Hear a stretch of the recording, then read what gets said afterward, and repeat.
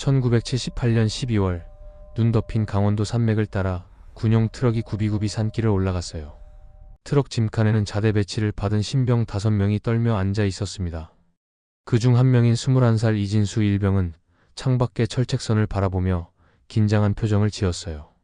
훈련소에서 들었던 GOP 부대 이야기들이 머릿속을 스쳤습니다. 트럭이 멈추고 부대 정문 앞에 도착하자 헌병이 탑승자를 확인했어요. 3소대 배치 신병들 하차. 진수는 무거운 군장을 메고 트럭에서 내렸습니다. 차가운 겨울 바람이 얼굴을 때렸고 주변에는 삼엄한 분위기가 감돌았어요. 행정반 사무실로 안내된 진수는 전입 신고서를 작성했습니다. 행정병이 무표정한 얼굴로 서류를 받아들고는 3소대 막사 위치를 알려주었어요. 거기 가면 박상사님 계실 거야. 인사 잘하고. 행정병의 목소리에는 묘한 긴장감이 섞여 있었습니다. 진수는 군장을 다시 메고 눈길을 걸어 3소대 막사로 향했어요. 막사 문을 열고 들어서자 훈련소와는 전혀 다른 냉랭한 공기가 느껴졌습니다. 안에는 20명 남짓한 병사들이 있었지만 아무도 진수를 보지 않았어요. 모두 침대에 앉아 있거나 총기 손질을 하며 고개를 숙이고 있었습니다. 신병 들어왔습니까? 진수는 크게 외쳤지만 대답하는 사람이 없었어요. 그때 막사 뒤편 흡연실에서 담배 연기와 함께 한 남자가 나타났습니다. 30대 초반으로 보이는 박상사였어요. 그는 담배를 입에 문 채 진수를 위아래로 후어봤습니다. 군번이 뭐야? 78-12만 3456입니다. 박상사는 비웃듯 코웃음을 쳤어요. 여기는 훈련소 아니야. 똑바로 정신 차려. 알았어? 진수는 등골이 서늘해지는 걸 느꼈습니다. 저녁 식사 후 막사로 돌아왔을 때였어요. 박상사가 신병 한 명을 막사 밖으로 끌고 나가는 소리가 들렸습니다. 이 새끼가 세면대 청소를 이따위로 해? 둔탁한 구타 소리와 신음소리가 밤 공기를 찢었어요. 막사 안의 병사들은 모두 침묵한 채 고개를 숙였습니다. 30분쯤 지나 얼굴이 피투성이가 된 신병이 비틀거리며 들어왔어요. 아무도 그를 돕지 않았고 그는 조용히 자기 침대로 기어갔습니다. 진수 옆 침대의 병사가 작게 속삭였어요. 나 김일병이야. 너랑 동기. 여기선 박상사 눈에 절대 띄지 마. 진수는 고개를 끄덕였지만 가슴속에는 불안과 공포가 가득 차올랐습니다. 그날 밤 진수는 천장을 바라보며 잠들지 못했어요. 이곳에서의 군 생활이 생각했던 것보다 훨씬 험난할 거라는 예감이 들었습니다. 1979년 1월 중순 혹독한 한파가 GOP 부대를 덮쳤어요. 그날 밤 김일병은 3번 초소 야간 근무에 투입되었습니다. 초소는 절벽 위에 세워진 작은 감시 초소로 바람이 매섭게 불었어요.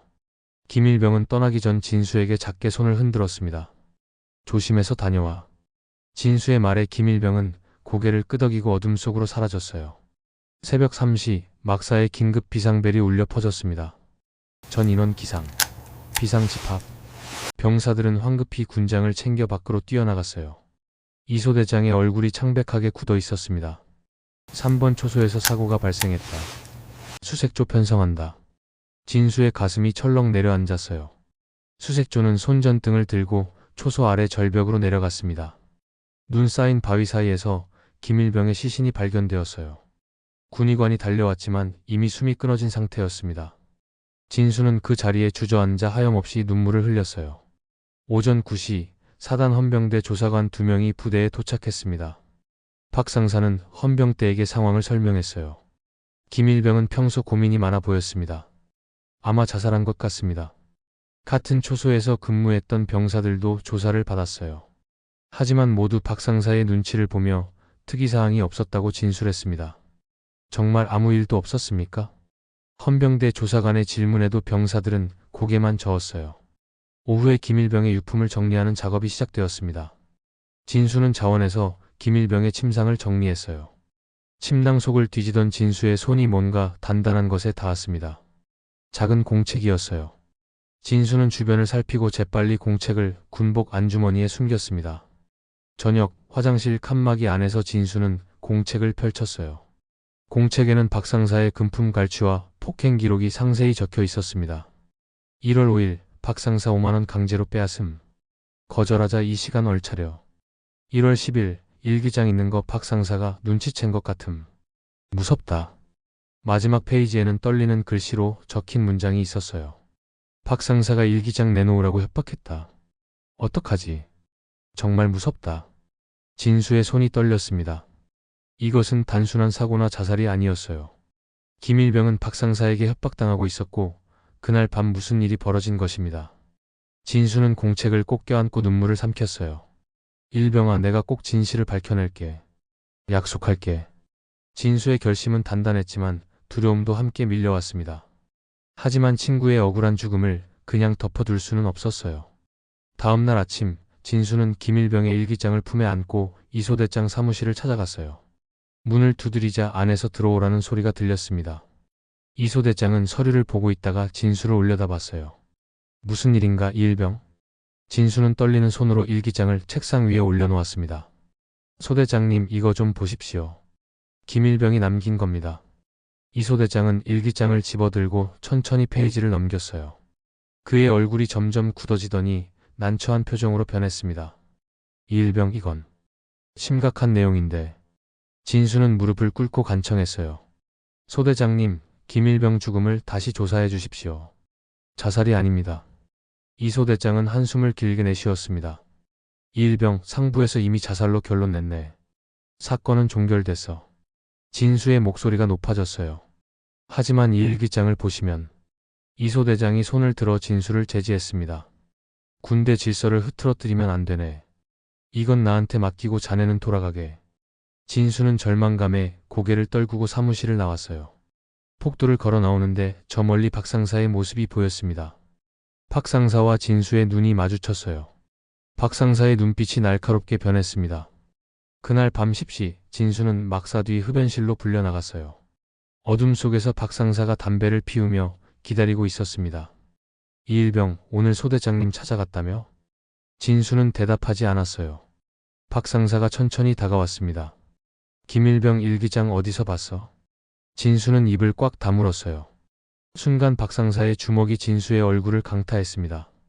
진수는 바닥에 쓰러졌어요. 일기장 내놔. 지금 당장. 박 상사의 군화가 진수의 옆구리를 찼습니다.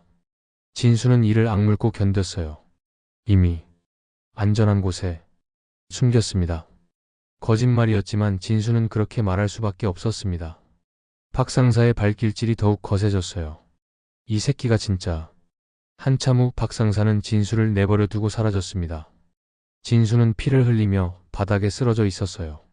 다음 날부터 진수의 지옥 같은 나날이 시작되었습니다.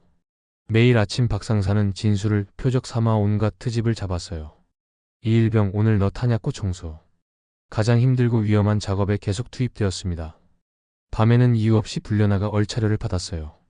다른 병사들은 진수를 동정했지만 아무도 나서지 못했습니다. 일주일이 지났을 때 최 병장이 조용히 진수에게 다가왔어요. 이일병, 잠깐 나 좀 따라와. 최 병장은 진수를 참고 뒤로 데려갔습니다. 주변을 살핀 최 병장이 작은 목소리로 말했어요. 김일병이 녹음기로 박 상사 협박하는 거 녹음했어. 진수의 눈이 커졌습니다. 그게 어디 있습니까? 최 병장은 고개를 저었어요. 아직 때가 아니야. 조금만 기다려. 최 병장은 그 말만 남기고 돌아섰습니다. 진수는 혼자 남아 밤하늘을 올려다봤어요. 희미하지만 희망의 빛이 보이기 시작했습니다. 신호 동료들의 용기와 증거 확보. 진수는 밤마다 막사 화장실 칸막이에 숨어 김일병의 일기장을 읽었어요. 형광등 불빛 아래서 한 페이지 한 페이지 꼼꼼히 내용을 확인했습니다. 일기장에는 박 상사에게 피해를 입은 병사들의 이름이 적혀 있었어요. 12월 15일 정일병 8만원 갈취, 12월 20일 한일병 폭행, 날짜와 금액, 구체적인 상황까지 자세히 기록되어 있었습니다.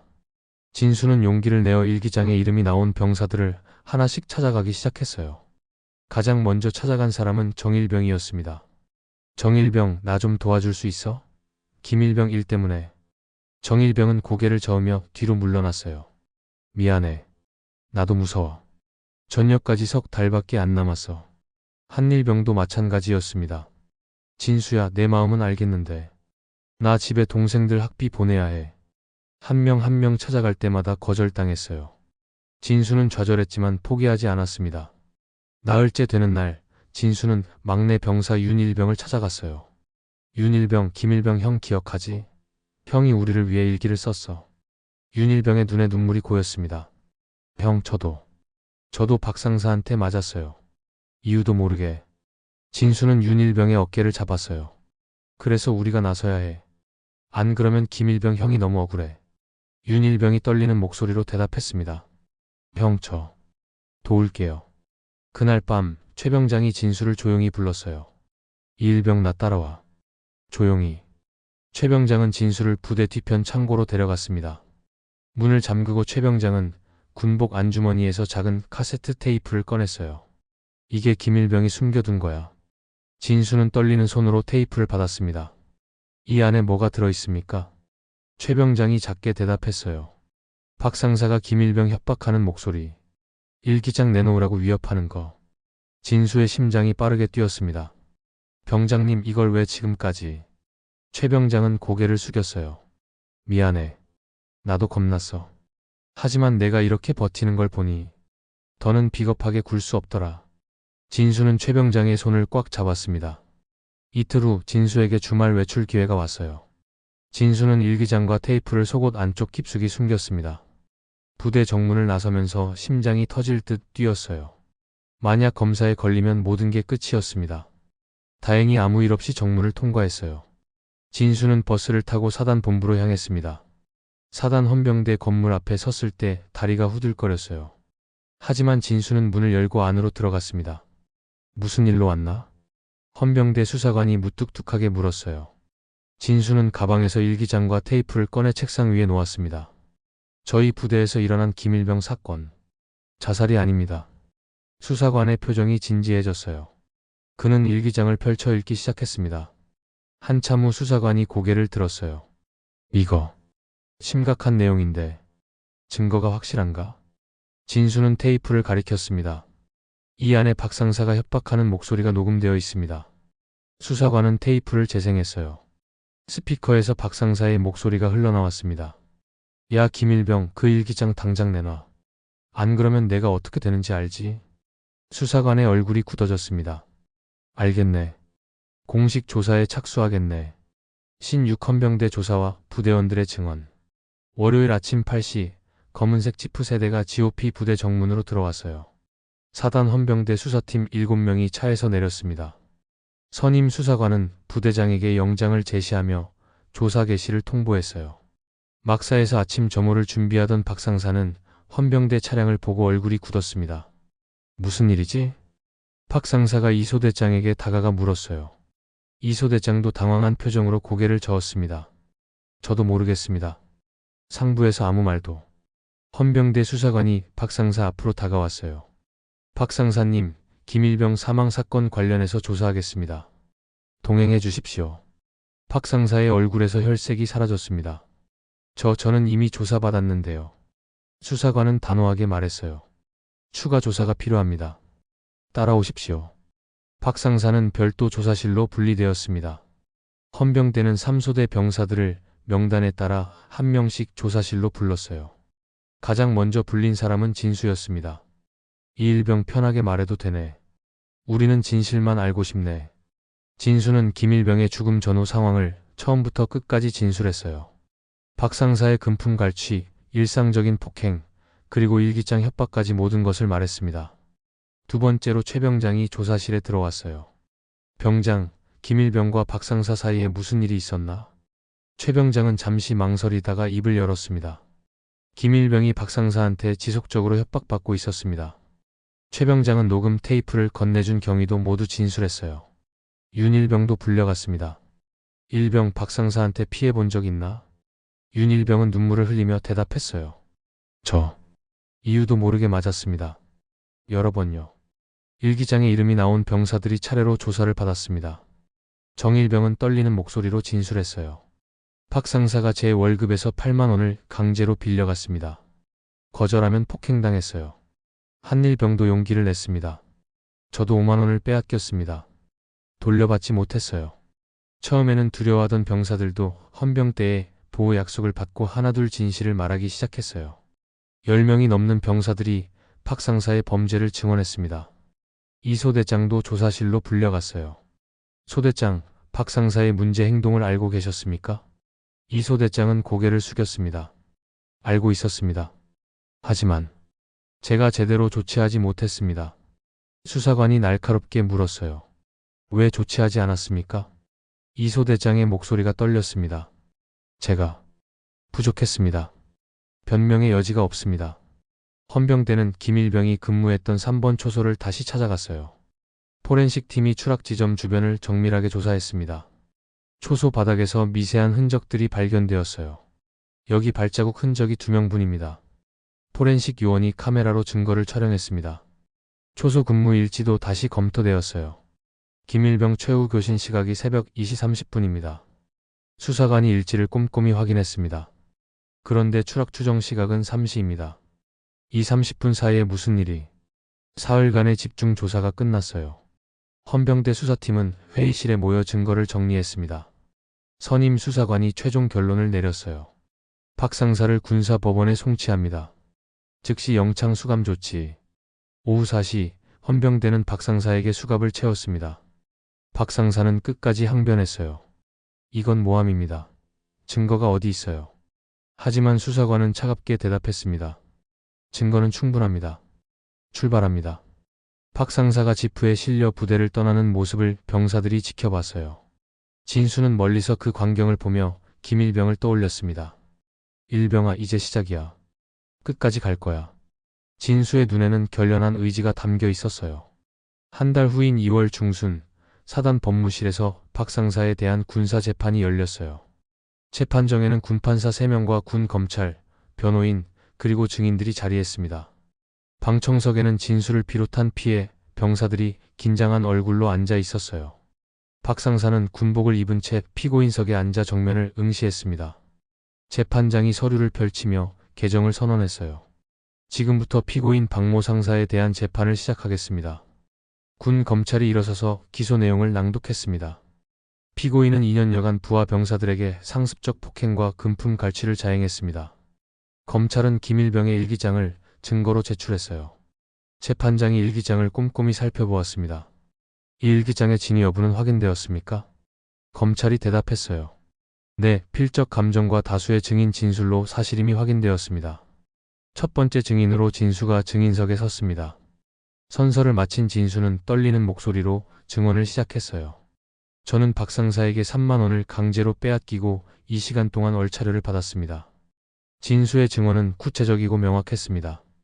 박 상사의 변호인이 반대 신문을 했어요. 증인, 그것이 정당한 군기 확립 차원이었을 가능성은 없습니까? 진수는 단호하게 대답했습니다. 아닙니다. 명백한 폭력이었습니다. 최 병장이 두 번째 증인으로 나왔어요. 저는 김일병이 녹음한 테이프를 보관하고 있었습니다. 최 병장의 증언과 함께 녹음 테이프가 재생되었습니다. 재판정에 박 상사의 목소리가 울려 퍼졌어요. 야, 김일병, 그 일기장 당장 내놔. 안 그러면 내가 어떻게 되는지 알지? 김일병의 떨리는 목소리도 들렸습니다. 상사님, 제발. 전 아무것도. 테이프 속 박 상사의 협박은 노골적이고 잔인했어요. 방청석에서 작은 흐느낌 소리가 들렸습니다. 정일병이 3번째로 증언했어요. 박 상사는 제게서 8만 원을 강제로 빼앗았습니다. 거절했더니 폭행당했습니다. 한일병도 증언대에 섰습니다. 저도 5만 원을 빼앗겼고 한 번도 돌려받지 못했습니다. 윤일병은 눈물을 흘리며 증언했어요. 저는 이유도 모르게 맞았습니다. 너무 무서웠습니다. 10명이 넘는 병사들이 차례로 증언대에 올라 박 상사의 범죄를 증언했습니다. 박 상사는 처음에는 모든 혐의를 부인했어요. 저는 군기를 바로 잡으려 했을 뿐입니다. 폭행이나 갈취는 없었습니다. 하지만 검찰이 증거를 하나씩 제시할 때마다 박 상사의 변명은 무너졌습니다. 일기장, 녹음 테이프, 증인들의 일치된 증언, 초소 현장의 물리적 증거들. 재판장이 박 상사에게 물었어요. 피고인, 이 모든 증거에 대해 어떻게 생각하십니까? 박 상사는 한참을 침묵하다가 고개를 떨어뜨렸습니다. 제가 잘못했습니다. 마침내 자백이 나왔어요. 금품을 갈취한 것도 폭행한 것도 모두 사실입니다. 방청석에서 안도의 한숨이 흘러나왔습니다. 재판장이 최종 판결을 선고했어요. 피고인 박모 상사에게 징역 3년 및 불명예 제대를 선고합니다. 박 상사는 헌병들에게 이끌려 재판정을 떠났습니다. 진수는 눈물을 닦으며 방청석에서 일어났어요. 밖으로 나오자 최 병장과 다른 동료들이 진수를 기다리고 있었습니다. 진수야, 수고했어. 정말 고생 많았어. 최 병장이 진수의 어깨를 두드렸어요. 진수는 하늘을 올려다보며 속으로 말했습니다. 일병아, 이제 편히 쉬어. 우리가 해냈어. 차가운 겨울 바람이 불었지만 진수의 마음은 따뜻했어요. 2024년 가을, 단풍이 물든 강원도 국립묘지 입구에 승용차 2대가 멈춰섰어요. 차에서 내린 사람들은 모두 환갑을 넘긴 60대 중반의 남성들이었습니다. 가장 먼저 내린 사람은 63세가 된 이진수였어요. 머리는 희끗해졌지만 눈빛만은 여전히 또렷했습니다. 옆 차에서는 최 병장, 아니 이제는 전직 경찰관 최영식이 내렸어요. 정일병과 한일병, 그리고 윤일병도 함께였습니다. 5명은 묘지 관리소에서 안내를 받아 김일병의 묘소로 향했어요. 가파른 언덕길을 천천히 올라가며 아무도 말이 없었습니다. 10분쯤 걸어 올라가자 김일병의 묘비가 보였어요. 육군 일병 김철수, 1958-1979. 진수가 가장 먼저 묘비 앞에 무릎을 꿇었습니다. 가져온 국화꽃을 정성스럽게 놓고 손으로 묘비를 쓰다듬었어요. 다른 전우들도 하나씩 꽃을 놓고 묵념했습니다. 최영식이 가방에서 소주 한 병과 종이컵을 꺼냈어요. 일병아, 우리 왔다. 한잔하자. 종이컵에 소주를 따라 묘비 앞에 놓았습니다. 진수가 조용히 입을 열었어요. 일병아, 40년 만에 왔다. 미안하다. 더 자주 올걸. 정일병이 눈물을 닦으며 말했습니다. 형, 우리 다 잘 살고 있어. 형 덕분이야. 한일병도 고개를 끄덕였어요. 그때 형이 용기 내지 않았으면 우리 모두 무너졌을 거야. 윤일병은 손수건으로 눈물을 훔쳤습니다. 형, 저 이제 손주도 생겼어요. 손주한테 형 이야기 많이 해줬어요. 최영식이 주머니에서 낡은 신문 스크랩을 꺼냈어요. 일병아, 이거 봐. 너 사건 이후로 군대 문화가 많이 바뀌었어. 신문에는 군 인권 개선과 부조리 척결 관련 기사가 실려 있었습니다. 진수가 신문을 보며 씁쓸하게 웃었어요. 그래, 내가 남긴 일기장과 녹음이 없었으면 진실은 영원히 묻혔을 거야. 5명은 묘소 주변에 둘러앉아 과거를 회상했습니다. 그때 진짜 무서웠지. 박상사 눈빛이 지금도 기억나. 정일병이 고개를 저었어요. 최영식이 진수를 바라봤습니다. 진수야, 넌 진짜 대단했어. 혼자서 그 모든 걸 견뎌냈잖아. 진수는 고개를 저었어요. 혼자가 아니었어. 너희가 있었잖아. 특히 형이 테이프 건네줬을 때. 최영식이 진수의 어깨를 두드렸습니다. 우리 모두 용기를 냈지. 그게 중요한 거야. 한일병이 물었어요. 박상사는 지금 어떻게 됐을까? 최영식이 대답했습니다. 내가 알아봤어. 불명예 제대 후 고향으로 돌아갔다더라. 지금은 어디 있는지 몰라. 윤일병이 조용히 말했어요. 중요한 건 정의가 실현됐다는 거죠. 진수가 고개를 끄덕였습니다. 맞아. 그리고 일병이가 우리에게 가르쳐준 거지. 부당함에 침묵하지 말라고. 진수는 가방에서 낡은 공책을 꺼냈어요. 바로 김일병의 일기장이었습니다. 이거 지금까지 간직하고 있었어. 우리 손주들한테도 보여줬지. 다른 전우들이 놀란 표정으로 일기장을 바라봤어요. 진수야, 그거 지금까지. 진수가 일기장을 펼쳐 마지막 페이지를 보여주었습니다. 일병이가 마지막으로 쓴 글이야. 언젠가 누군가는 이 진실을 밝혀주길. 5명은 다시 한번 묵념을 올렸어요. 해가 서쪽으로 기울기 시작했습니다. 진수가 자리에서 일어나며 말했어요. 일병아, 우리 이제 가볼게. 다음에 또 올게. 전우들이 하나씩 작별 인사를 했습니다. 묘소를 떠나며 진수는 뒤를 돌아봤어요. 가을 햇살 아래 김일병의 묘비가 평화롭게 빛나고 있었습니다. 주차장으로 걸어 내려가며 최영식이 물었어요. 진수야, 후회 안 해? 그때 그렇게까지 할 필요 있었을까? 진수는 멈춰서서 전우들을 바라봤습니다. 전혀 안 해. 오히려 그게 내 인생에서 가장 잘한 일이야. 윤일병이 진수의 말에 동의했어요. 맞아요. 저도 제 아들한테 그 이야기 해줬어요. 정의를 위해 싸우는 법을요. 차에 오르기 전 5명은 마지막으로 묘지를 올려다봤습니다. 진수는 속으로 다짐했어요. 일병아, 내가 우리에게 남긴 용기 절대 잊지 않을게. 차들이 출발하고 묘지는 다시 고요해졌습니다.